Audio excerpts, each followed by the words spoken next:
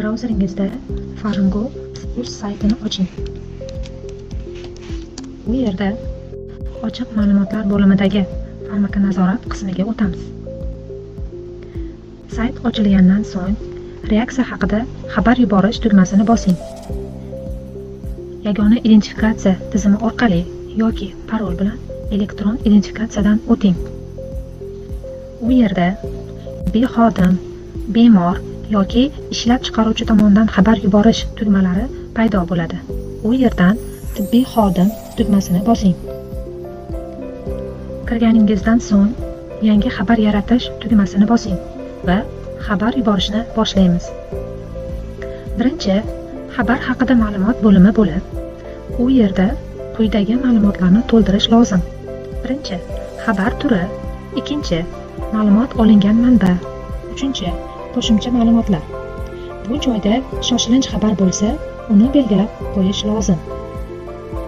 Barcha ma'lumotlarni to'ldirib bo'lgandan so'ng keyingi qadam tugmasini bosamiz va xabar beruvchi to'g'risidagi ma'lumotlar bo'limiga o'tamiz. Xabar beruvchi haqidagi ma'lumotlarni to'ldiring. Agar ID orqali kirilgan bo'lsa, xabar beruvchining ma'lumotlari avtomatik tarzda chiqadi. Shuningdek, malaka, tashkilot va uning bo'limi ham to'ldirilishi lozim. E'tibor bering, barcha yulduzchalar bilan belgilangan maydonchalar to'liq to'ldirilishi lozim. Ushbu bo'limdagi ma'lumotlar to'ldirilgandan so'ng keyingi qadam tugmasini bosamiz va bemor haqidagi ma'lumotlar bo'limiga o'tamiz. Bemorning to'liq ismi, otasining ismi, familiyasi, jinsi, tug'ilgan sanasi to'g'ri kiritilishi lozim. Shuningdek, jismoniy ko'rsatkichlari, yoshga oid ma'lumotlar ham to'liq to'ldirilishi shart.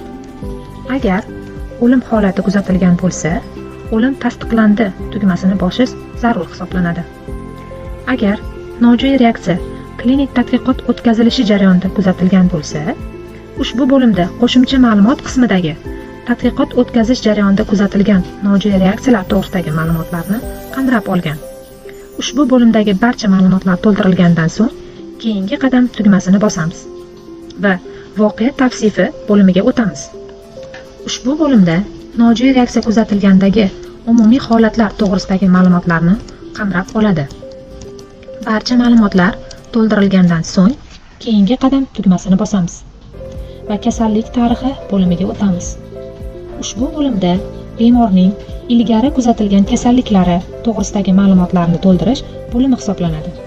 Unda kasallik tarixi, anamnez bo'yicha ma'lumotlar, kasallik oilaviymi va tegishli tibbiy tarix ma'lumotlarni o'z ichiga olgan.